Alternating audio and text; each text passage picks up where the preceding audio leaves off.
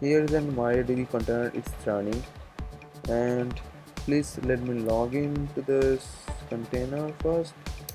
Okay, now I'm inside of the container, and if I just type app get install vim, you can say it's not working, right? To solve this problem, first you have to use app get update.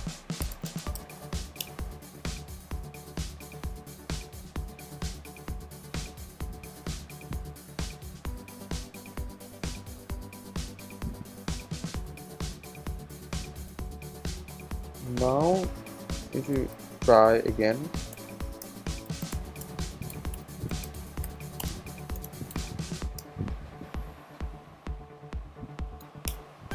it's working.